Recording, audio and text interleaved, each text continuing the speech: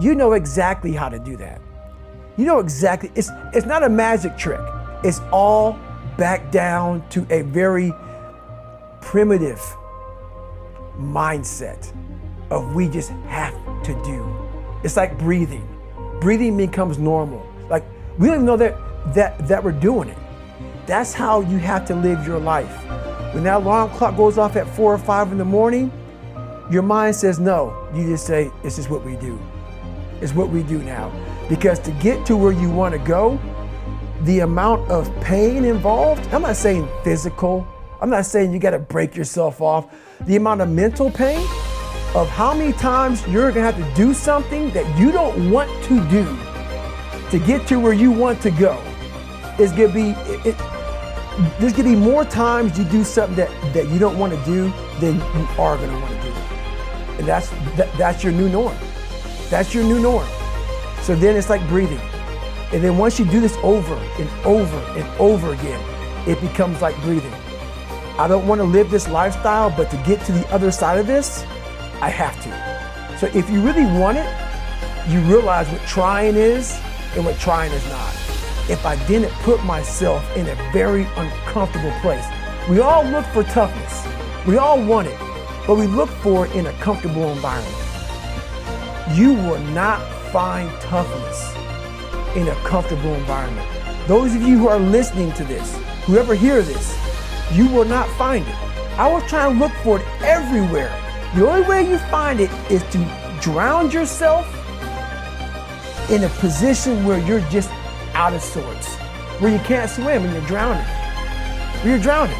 You're drowning in life. And you say, you know what, man? I'm gonna figure out how to, and then through figuring out all these tools, your mind starts to, when you quit, your mind does this, because you're out. Once you say, I'm not gonna quit, this is the 40%.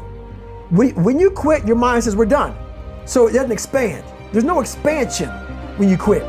When you say, this sucks, I'm drowning, I'm miserable, I'm suffering, I'm broken, but I'm not going anywhere. What happens to your mind is it does this. It says, he's not leaving. So we gotta expand. We gotta grow. We gotta figure this thing out. So then these compartments in your brain start to they have to work. They have to work. And then you start to engage parts of your mind that you never engaged before. But you can't engage it by sitting back in these nice chairs talking about what I want to do. That's where the 40% thing comes in. It comes in when you're in suffer mode and you say, I'm not going to quit.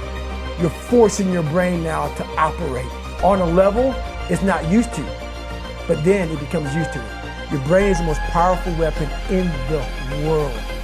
Once you put away your phones and your computers and all that shit we have nowadays, that's great.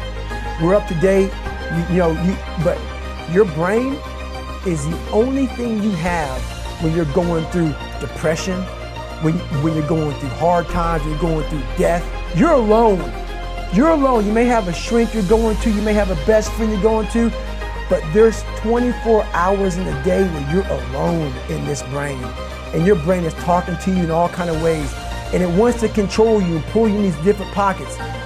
If you can't control your own brain and your brain controls you, you're fucked. You got to tell your brain where you want to go and how you want to go and how you want to get there. You got to control it.